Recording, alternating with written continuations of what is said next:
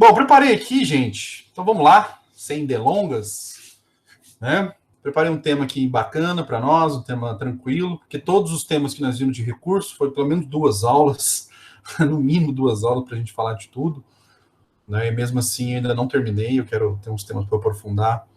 Eu vou deixar para trabalhar mais para frente os aprofundamentos. Vamos fazer a base primeiro, depois a gente aprofunda, né? Que bom que vocês vão ter uma visão panorâmica de tudo, que é bem interessante. Então, mas eu estou preparando umas aulas de aprofundamento que eu acho que vocês vão gostar. E nós estamos bem adiantados, né? Vai dar para... Eu acho que esse mês ainda a gente termina recursos, aí a gente vai entrar em ações, né? Reclamação, né, dos tribunais, ação rescisória, processo nos tribunais, e dá tempo de a gente pegar novembro ali e aprofundar. Então vai dar tranquilo, tá? Vai ser o ideal até. A gente faz a base, depois a gente vê temas mais aprofundados. Tá bom? Vai ser bacana. Então hoje um tema mais rápido, meus amigos, sobre o agravo interno, né? Bom, eu disse para vocês que o estudo dos recursos tem uma lógica diferente, uma lógica um pouco distinta daquilo que vocês estudaram no sistemático da primeira instância, né? Porque na sistemática da primeira instância é só o juiz ali e pronto, acabou. É você com o magistrado. No âmbito dos tribunais, você tem o chamado princípio da colegialidade. Então você vai ter que lidar com vários juízes, né? Que lá são chamados desembargadores na segunda instância ou ministros na instância superior. Então, e a gente vê a todo momento os julgamentos, por exemplo, do Supremo, né, que estão passando aí na TV a todo momento, né, na TV Justiça, vocês percebem que há uma soma de votos, né? Então, um julgamento de um caso, ele não é feito por uma pessoa só, ele é feito pelo colegiado do tribunal, né? Nós falamos para vocês ali no âmbito do Tribunal de Justiça, né, que nós temos as câmaras, então, e cada câmara tem 5 desembargadores, não é verdade? E aí, quando o seu recurso chega lá, o seu recurso de agravo, de instrumento, sua apelação, né, e chega no Tribunal de Justiça, vai ser sorteado uma câmara. E essa câmara vai ser sorteado ali na câmara um relator. O relator vai ser o que vai conduzir o julgamento. Vai ser o primeiro a votar, vai ser o primeiro a tomar as providências sobre a admissibilidade do recurso, se vai dar ou não vai dar provimento ao recurso. Então é o relator que faz isso. Agora, e depois que ele julga, ele manda para o revisor, que é o segundo juiz. E depois o vogal, terceiro juiz. Então, relator, revisor, vogal do tribunal da segunda instância, né? E aí que tá. A lógica dos tribunais, não é do julgamento colegiado. Colegialidade. Princípio da colegialidade. Guardem isso. Colegiado. Seja mais de um juiz que deve participar do julgamento dos casos. Ponto. Acontece que... Aqui está o ponto de amarração para você mentalizar o agravo interno, meus amigos. O ponto de amarração está no seguinte. O sistema tem uma abertura grande para que o relator decida sozinho. E o CPC de 2015 ampliou isso. Ampliou. Deu um poder assim, gigantesco para o relator. A todo momento você vê na mídia as chamadas decisões monocráticas. Até teve um meme aí esses dias, o professor Rubens postou, né? Decisão monocromática, né? Que saiu lá no Globo News, né? Os caras escreveram decisão monocromática, né? Acho que era do STF, né? E aí o povo caiu matando, né? É monocráticas, né? Então, monocracia, ou seja, o poder exercido por um só. E cracia significa de poder, né? Kratos, né? Do grego, né? Kratos é poder. Então, monocratos, né? Monocracia, ou decisão monocrática, significa a decisão tomada por um só. Ou seja, o poder exercido por uma pessoa só. monocrático. Ok? Então, nesse sentido. E aí que está o ponto de amarração. Das decisões do relator, todas as vezes, nesse ponto, o CPC 2015 facilitou demais a nossa vida. Nesse recurso, facilitou muito. Porque, olha só, todas as vezes que você estiver diante de uma decisão do relator, o relator decidir sozinho, cabe o agravo interno. Acabou. Olha que beleza. Olha que tranquilo. Às vezes o presidente do tribunal decide sozinho. Cabe também o agravo interno. Então, o que teve de complicado, né, nos outros recursos que a gente viu, as nuances, né, que a gente viu do agravo do instrumento, nuances da apelação, aqui é bem simples. Por isso que eu achei bem... Foi bem legal, meio cabalístico, né? Falou, nossa, esse tema caiu numa sexta-feira, véspera de feriado. Que bom, é um tema tranquilo. Agravo interno não tem dificuldade. Porque antes nós tínhamos uma dificuldade no sistema anterior, porque nós tínhamos uma divisão entre agravo regimental. Deixa eu contar essa história que eu acho que é importante. Às vezes você vai escutar, né, a expressão agravo regimental. O que é agravo regimental? Porque antes nós tínhamos a divisão entre agravo regimental e agravo interno. Tinha essa divisão. Era tudo a mesma coisa. Contra a decisão do relator, ora cabia agravo regimental, ora agravo interno. Dependendo da matéria. Era a matéria. Então, conforme a matéria era regimental. Não, a matéria é outra. Interno. Aí você tinha que pegar o regimento interno no tribunal e ver. Né? Você tinha esse trabalho de falar, não, esse caso aqui não é interno, esse caso aqui não é regimental. E era só mudar o nome. O propósito era o mesmo. Né? Aí veio o CPC e falou, não, para com isso. Para com esse duplo nome para a mesma coisa. Não tem sentido isso. É agravo interno. Contra a decisão do relator, agravo interno. Ponto, acabou. Perfeito? O difícil aqui, meu amigo, minha amiga, é você ver os poderes então, do relator. E aí eu trouxe aqui para a gente analisar o 932 do Código de Processo Civil, que fala dos poderes do relator. Então aqui eu quero chamar a atenção de vocês para prestarem atenção nos poderes do relator. Tá? Então, vamos lá. Então aqui, ó, no primeiro slide, eu pus para vocês, só para você mentalizar, muitos são visuais, né?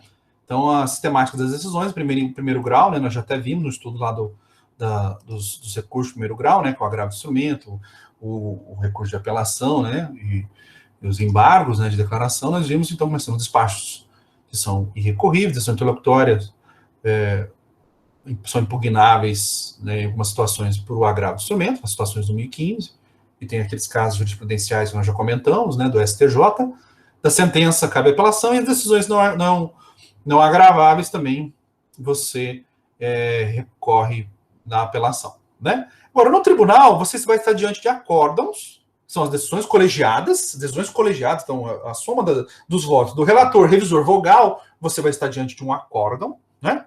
Então, em todo tribunal você vai ter um acórdão ou decisão monocrática. Decisão monocrática. Então é isso que você precisa mentalizar, que é a decisão tomada pelo relator ou presidente do tribunal. Relator ou presidente do tribunal. É isso que você tem que mentalizar. Perfeito? Então, é o que eu estava comentando com vocês aqui agora.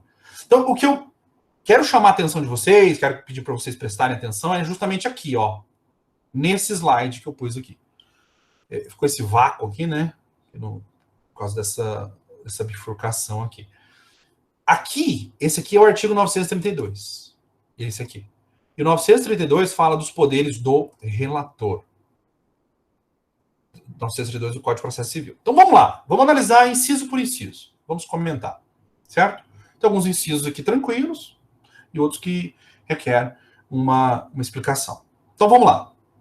Primeiro, a função do relator. Olha aqui, ó. Inciso primeiro. Dirigir e ordenar o processo no âmbito do tribunal.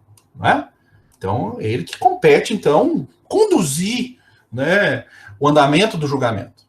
Então, inclusive determinar a produção de provas, né, como está escrito aí, né, e se as partes forem fazer acordo e o caso está no tribunal, então é o relator que homologa, né, é função do relator homologar o acordo, caso esse acordo tenha sido feito na fase recursal. Então, o relator é o principal, tá? É o principal juiz, né, no âmbito do julgamento do seu recurso, tá? Ele é a autoridade maior ali, né? Ele que conduz e dirige o julgamento da sua causa, ok?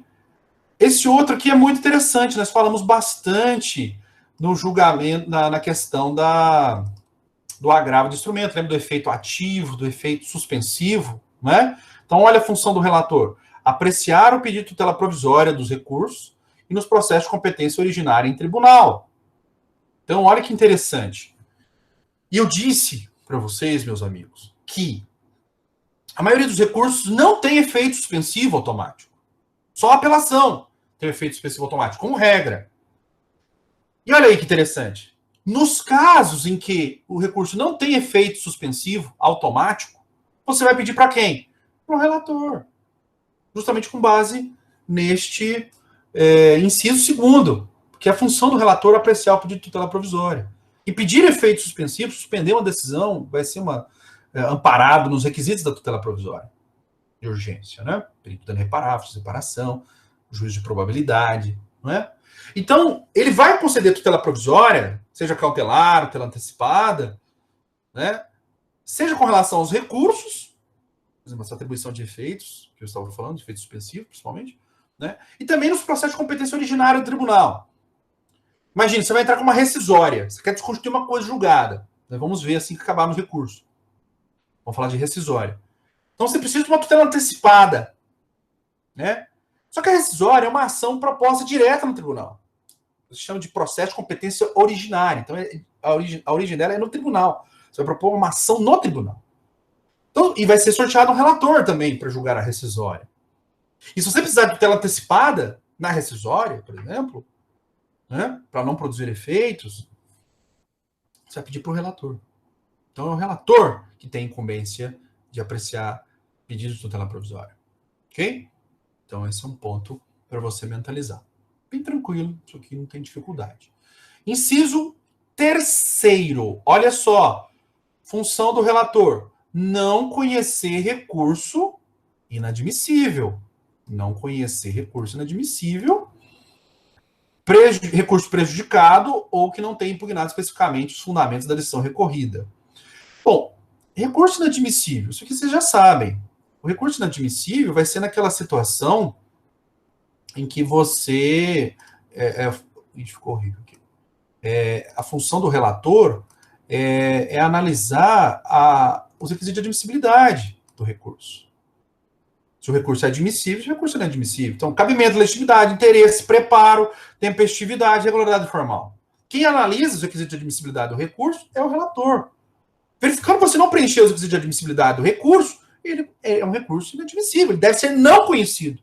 Então, quem vai fazer o não conhecimento do seu recurso, ou se você preencheu todos os requisitos, quem vai conhecer do seu recurso é o relator.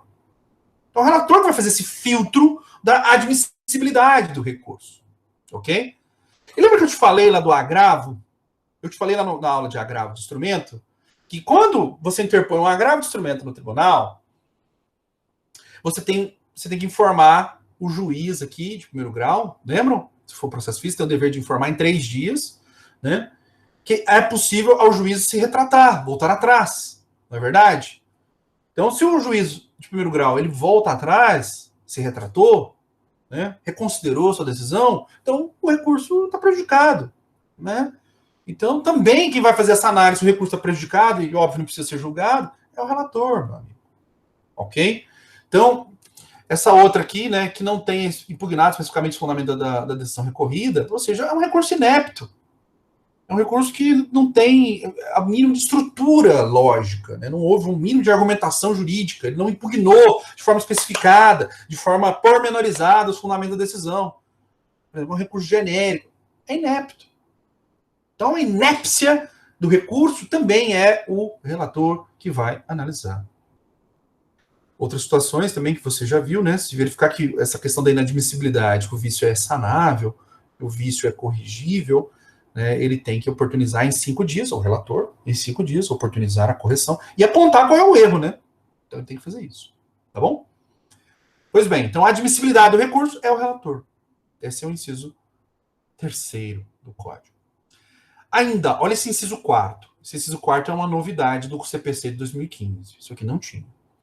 É uma possibilidade, olha só, que o relator tem de negar provimento ao recurso. Você já conhece o linguajar recursal. Quando fala negar provimento ao recurso, ou seja, o relator está julgando o caso, sem enviar aos demais juízes do tribunal. Vamos chamá-los de juízes. Deixa aquela questão de desembargador, ministro, né? Porque isso vale tanto para o Tribunal Superior como vale para Tribunal de 2º grau, né? Então eu vou usar a expressão juiz. Óbvio que eu sei que existe desembargador, óbvio que eu sei que existe ministro. Então eu estou usando a expressão genérica, juiz, né, ou magistrado, que você compreende. Então, olha o que eu estou te dizendo. Nessas situações aqui, eu já vou comentar as bolinhas ali do lado, né, os balãozinhos. Mas olha só, essa hipótese do quarto significa o seguinte: ele vai julgar o recurso sozinho, no mérito. O mérito do recurso, se reforma, se não reforma, se anula, se não anula. No caso aqui, provimento do recurso para julgar o mérito da causa. O mérito do recurso. E não precisa mandar para os demais colegas dele. Os demais magistrados. Não precisam analisar. Esse é o ponto. Ok? Então, olha lá. Então, ele pode negar provimento ao recurso, porque o recurso está indo contra o quê? Súmula do STF. Olha aqui. Ou súmula do STJ. Ou ainda do próprio tribunal. Deixa eu voltar. Ou do próprio tribunal. Por exemplo, Tribunal de Justiça, Tribunal Regional Federal. Eles estão editando súmulas, né? Dizem que o Tribunal de Justiça da Bahia quase não tinha súmula. Agora, depois que criaram essa sistemática, né, de supervalorização das súmulas, o Tribunal da Bahia diz que é um dos mais produtivos, né, mais edita súmulas no Brasil, né, o Tribunal de Justiça baiano. Tem um amigo lá que é advogado lá, ele estava me contando. Então, olha, está indo contra. Esse é o ponto.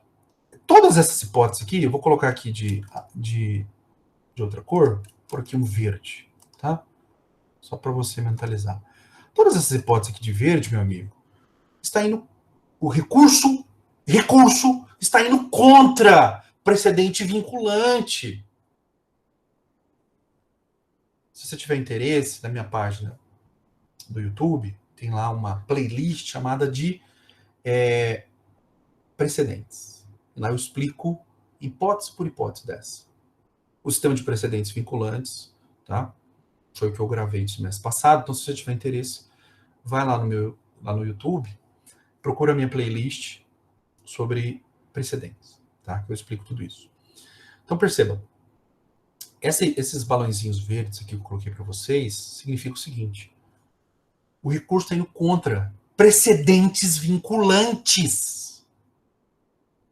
Então, são precedentes que são formados ou pelo STF ou pelo STJ, devem ser seguidos por todo o judiciário, ou ainda são precedentes, como a gente viu, súmula, né, do próprio tribunal, são precedentes editados pelo próprio Tribunal de Justiça, ou Tribunal Regional Federal, que devem também ser seguidos por todos os juízes de direito, os juízes federais, e pelo próprio tribunal em si, né, obviamente, os desembargadores, né? Então aí que está esse inciso 4º. Está autorizando o relator a decidir sozinho, julgando o mérito do recurso. Porque ele verificou que está indo contra precedente vinculante. Então, aqui, brevemente, súmula, né, já vimos. Acordo proferido pelo STF, o STJ em julgamento de recursos repetitivos. Nós vamos estudar isso. O RESP e o RE repetitivos, né, que visa formar um precedente vinculante. Nós vamos estudar. Aliás, depois dessa aula, nós já vamos entrar em RESP e RE. Eu vou explicar primeiro a sistemática, só para você saber. A sistemática do RESP e do RE. O que é o recurso especial, o que é o recurso extraordinário, requisito de admissibilidade, tudo. Depois eu vou explicar o RESP e o RE repetitivo, que é essa sistemática aqui. Que o sistema repetitivo ele busca justamente solucionar esses conflitos de massa e tem por função padronizar a interpretação do direito. Há autores, como o Luiz Guilherme Marinoni, falam que o STJ e o STF são tribunais de superposição, são tribunais que visam formar precedentes vinculantes. Então, essa é uma hipótese de formação de precedente vinculante que nós vamos ver. Então, tem a sistemática do recurso especial normal, recurso extraordinário normal, e tem a sistemática do recurso especial repetitivo, recurso extraordinário repetitivo, que forma precedente vinculante. Esse é o ponto. Então, vamos ver, próxima aula, tá? A gente já começa o estudo do RESP e do RE. Então, foi proferido, por exemplo, um julgamento num RESP, recurso especial repetitivo, que forma, então, um precedente vinculante.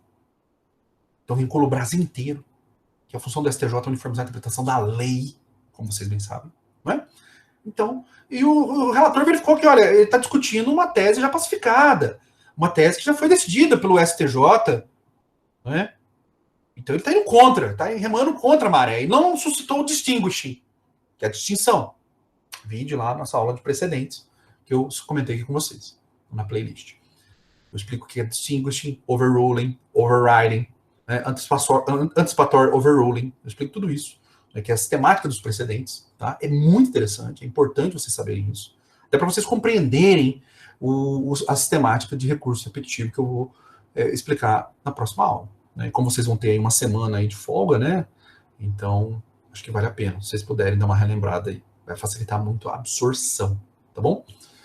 Então, outro sistema de precedentes vinculantes, ó, esse outro balãozinho, entendimento firmado em incidente, IRDR, né? O famoso IRDR, resolução com demanda repetitiva, uma novidade, né?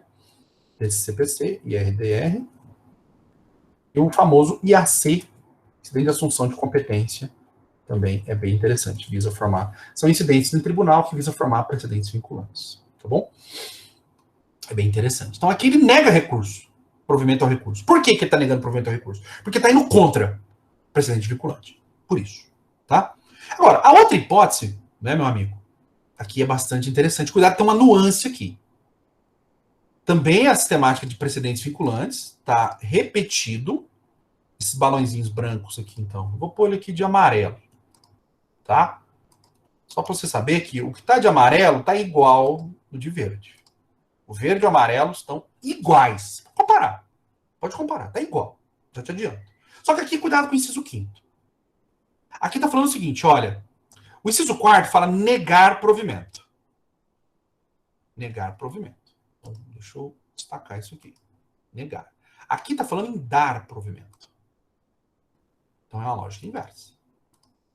Aqui, então, ele está dando provimento ao recurso, ou seja, o recurso tem razão. O recorrente tem razão. Mas ele tem razão aqui porque ele está indo, ele está amparado, ele está embasado em precedente vinculante. Só que aí perceba que tem um detalhe. Ele não pode ir dando provimento ao recurso de cara. Que ele ficou, beleza, está citando aqui o precedente vinculante da STF, da STJ, beleza, estou dando provimento ao recurso. Ele não pode fazer isso pura e simplesmente, como é na negação. Na negação ele pode. Agora, na concessão, quando ele vai dar provimento ao recurso, ele precisa ainda averiguar se foi respeitada a apresentação de contrarrazões. Então, você vai ficar aqui, olha, tem contrarrazões? Ok, beleza. Não tem contrarrazões, ele tem que abrir a oportunidade para a parte contrária, né, o recorrido, para que ele apresente suas contrarrazões. Tem que ter contrarrazão. E aí ele vai julgar. Tá bom? Então tem só esse pequeno detalhe aqui, tá? Porque olha aqui, ó, ele vai dar provimento ao recurso se a decisão recorrida for decisão recorrida. Cuidado com o linguajar que eles utilizaram aqui. Então, o que seria a decisão recorrida? A sentença, né? Por exemplo, a sentença, né? Ou a decisão interlocutória. A decisão que está sendo questionada, né? E o relator está ali analisando. Então, a decisão está contra o precedente vinculante. Ou seja, o recorrente está com a razão. Se a decisão está contra o precedente vinculante, sinal que o recurso está a favor do precedente vinculante. Então, neste caso, o relator está autorizado a decidir sozinho. Ele não manda para os demais colegas, os demais juízes. Tá? Ele não precisa mandar para os demais coletar o voto deles. Não precisa. Isso é muito importante. Ok? Uma outra regra aqui, que nem precisava, né? Decidir incidente de desconsideração de personalidade da pessoa jurídica, o incidente de desconsideração da pessoa jurídica, se acontecer no tribunal, né? Porque você pode pedir desconsideração da pessoa jurídica em qualquer fase do processo. Geralmente se dá na primeira instância, mas se você precisar pedir desconsideração da pessoa jurídica para afastar a autonomia patrimonial daquele daquela pessoa jurídica, obviamente. Você busca com essa desconsideração afastar a autonomia patrimonial, que a figura dos sócios é diferente da figura da pessoa jurídica, não é? Então você afasta a autonomia patrimonial e ataca os sócios. Pois bem, então, se você precisar fazer isso, a desconsideração da personalidade jurídica, só que o caso está no tribunal, você vai pedir então para o relator. Ok? O relator que tem essa função. Ainda, esse aqui, bem bobo, né? Esse dispositivo, mas, enfim, o óbvio precisa ser dito, né? Se o caso envolver interesse de incapaz, né? Interesse público, então eu tenho que intimar o Ministério Público. O Ministério Público dá o seu parecer em tribunal, ok? Então, os tribunais, eles têm... o Ministério Público Estadual são os chamados procuradores de justiça. Promotor de justiça atua na primeira instância.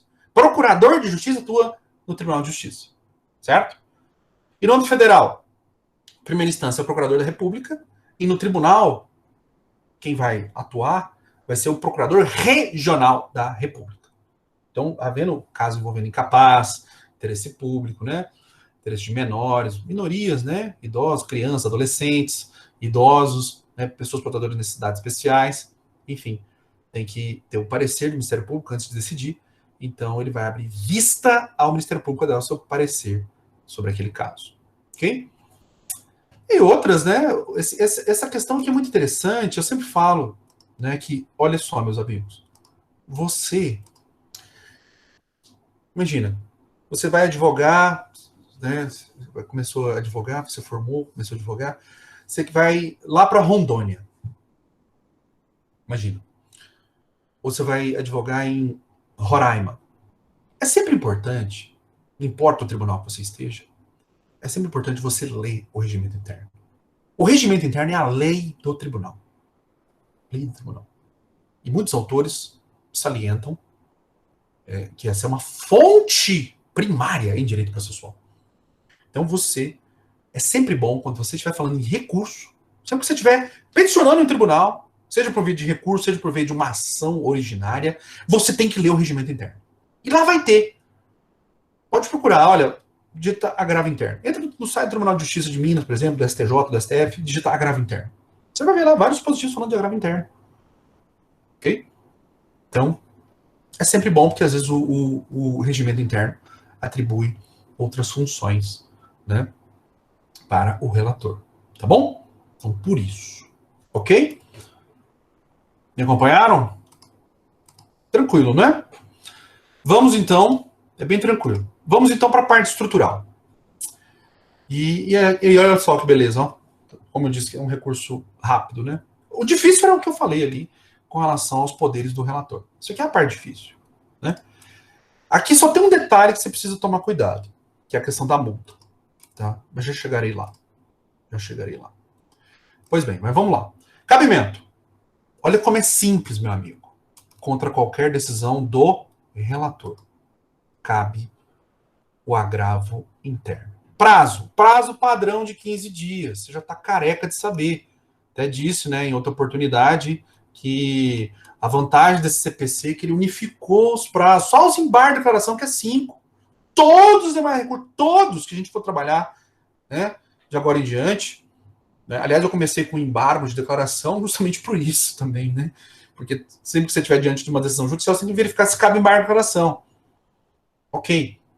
Então, e os demais, né, os agravos todos, 15 dias, apelação, 15 dias, recurso especial, recurso extraordinário, ROC, tudo 15 dias. Embargo de divergência, tudo 15 dias. E aqui, obviamente, também. 15 dias úteis. Úteis. Tá bom? Uma exigência formal que é importante, né? Impugnar especificamente a decisão monocrática. Isso é um ponto de amarração muito interessante. Então você tem que falar o seguinte: olha, o senhor relator decidiu assim, assim, assado. E colocar trecho da decisão dele, do relator. E falar, o senhor relator, né, sua excelência, né, o relator ou a relatora se equivocou por causa disso, disso e disso. Cita, eu coloco entre aspas até os trechos. Eu dou o trabalho. Se for PDF, né, se for processo eletrônico, eu copio e colo. Não é processo físico, eu vou lá, eu mesmo vou digitando o trecho da decisão. E coloco lá ipsis litteris e vou batendo um por um. Um por um. Porque você tem que impugnar especificamente a decisão monocrática atacada. Você não pode, porque tem cara que faz o seguinte, olha, o cara apelou para o tribunal, certo? Ok. Vai ser distribuído uma câmara, vai ser distribuído um relator. Beleza, normal. Aí o relator dá uma decisão monocrática dessa aí, negando, por exemplo, provimento ao recurso, porque falando que você está indo contra a precedente vinculante, como a gente acabou de ver. Ok. Aí tem muito cara, eu já vi isso acontecer. Eles pegam os fundamentos da apelação e copia e cola. E joga no agravo. No agravo interno. Seu agravo será inadmitido, meu amigo. Então, você tem que tomar cuidado de pegar a decisão monocrática, reproduzir ela. E eu reproduzo. Eu coloco lá, entre aspas, tudo bonitinho, separo, deixo destacado da folha, aquele recuo, né, 3 centímetros, depois eu gosto de 2 centímetros, recuo 2 aqui e 2 aqui. Né? Dou aquela chatada. Então, e deixo. E vou batendo ponto por ponto. Ponto por ponto. Tá? Por causa disso. Impugnação específica da decisão monocrática. Tá bom? Porque, olha aqui, ó, não se admite repetição, né, dos fundamentos do recurso que foi julgado monocraticamente. Então, se era um agravo de instrumento, né, você não pode copiar e colar, meu amigo. Né? Então, porque olha só que interessante, uma vez que não se estará impugnando a decisão monocrática. Você não está questionando a decisão monocrática, você só copiou e colou, né, o fundamento de um recurso que estava questionando a decisão de primeira instância, por exemplo. Se era uma apelação, da apelação, você está impugnando uma sentença. Então você colocou lá todas as razões para questionar aquela sentença. Aí o juiz decidiu, o desembargador decidiu monocraticamente. Aí você vai copiar e colar os fundamentos da sentença e vai jogar lá no seu agravo interno. Então você não questionou a decisão monocrática. Você está questionando o quê? A sentença lá de primeiro grau, não a decisão monocrática. Então por isso você tem que. Olha que curioso, você tem que pegar a decisão monocrática do relator e bater ponto por ponto. Ok? Então isso é um requisito muito importante. Muito importante. Peraí, mas esse agravo interno, ele vai para onde? A função do agravo interno, meu amigo, é fazer com que o revisor e o vogal, lembra que são 3? Relator, revisor, vogal. Quem decidiu sozinho foi o relator. Então, quando você interpõe o agravo interno, você quer que aquela decisão do relator seja examinada pelo revisor e pelo vogal. Esse é o ponto. Então, com a interposição do agravo interno, a decisão do relator deve ser apreciada pelo revisor e pelo vogal. E aí você pode ter um 2-1, né? 3-0, enfim. Aí que tá. Aí que vem esse outro balãozinho aqui que eu acho importante. Se eles julgarem o seu agravo interno de forma unânime, vocês tomam um 3-0 pela improcedência. Ou seja, improcedência é o linguajar do CPC, né? Tá errado. Negar o provimento ao seu agravo interno por unanimidade. Ou seja, o revisor e o vogal acompanharam o relator. 3-0 contra. Né? Então, você poderá sofrer uma multa por embargo, por agravo protelatório. Agravo protelatório. A multa pode ser de 1 a 5%. Só que o STJ falou o seguinte: não basta você tomar o 3-0. A unanimidade, né? Não basta. Precisa o relator, o revisor e o vogal. Então, no julgamento desse agravo interno, precisa deixar claro que houve uma intenção protelatória. Ou seja, que aquele agravo o agravo interno, foi interposto para ganhar tempo. Então tem que ficar consignado na decisão de que houve intenção protelatória. E se então for constatado que foi protelatório aquele agravo interno, recorreu por recorrer, né, da decisão do relator, tomou o 3-0 e foi considerado protelatório, aí sim eles vão poder fixar a multa que pode ser de 1 a 5%. Lembra que eu te falei lá dos embargos de declaração? Daquela questão da majoração da multa, né? E que quando majora a multa lá nos embargos de declaração, tem que depositar em juízo como condição de recorribilidade para os demais recursos, né? Lembra? Então, o agravo, lá no desembargo de declaração, eu disse, quando há uma majoração da multa, né, por embargos protelatórios, você tem que depositar o valor da multa em juízo como condição para que você possa interpor os demais recursos. Essa multa aqui também. Olha só. Se o relator revisor vogal entender, então, que o seu agravo interno é protelatório, ele vai fixar essas multas de 1 a 5%. E o valor da causa, né? 1 a 5% do valor da causa. Ok. E você tem que depositar essa multa em juízo como condição para você interpor os demais recursos. Um recurso especial para o STJ, um recurso extraordinário para o STF. Ok? Não o seu recurso. Se você não depositar essa multa em juízo, você não pode interpor outros recursos. Você está proibido. Então é a mesma lógica. Tá? Agora, presta atenção nisso daqui que eu vou te falar. Quando eu for falar de RESP e de RE, recurso especial, recurso extraordinário, recurso especial para o STJ, recurso extraordinário para o STF, nós temos requisitos extras. São próprios desses recursos. Pré-questionamento, proibição de rediscussão de fatos e esgotamento de instância. Esgotamento de instância.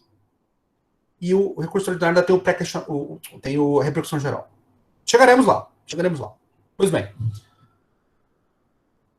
você, imagina, você está em primeira instância, teve a sentença, julgou contra você, aí você apelou para o tribunal. Aí no tribunal, o relator decidiu sozinho, monocraticamente. Aí você fala, poxa, eu vou ter que ir pro STJ. Só que você sabe que você não pode ir pro STJ enquanto não esgotar a instância. Ou seja, enquanto couber recurso dentro do tribunal, você tem que interpor esse recurso dentro do tribunal.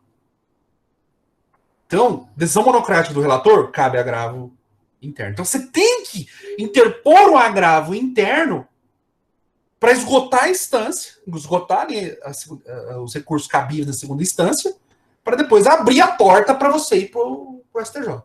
Enquanto couber recurso na segunda instância, você não pode ir para o STJ. Você não pode ir para o STF. Porque é requisito de admissibilidade para você ir para o STJ ou para você ir para o STF que tenha esgotado a instância. Então, neste caso, meu amigo, caso você queira, então, ir para o STJ ou para o STF, deixa claro no seu agravo interno. Fala, olha, estou opondo aqui, interpondo o agravo interno, não apenas pela resignação, não apenas por ficar inconformado com a decisão, não apenas isso, mas também, chegou meu menino aqui, mas também porque há a pretensão de recorrer para o STJ caso seja negado provimento ao presente recurso. E, para tanto, deve-se esgotar a instância. Logo, aí você vai requerer para o relator revisor vogal, não é cabível a aplicação da multa de 1 a 5%. Porque esse recurso não vai ser protelatório. Eu sou obrigado a interpor. Se eu quero ir para o STJ ou para o STF, eu sou obrigado a interpor o agravo interno, meu amigo. Sou obrigado.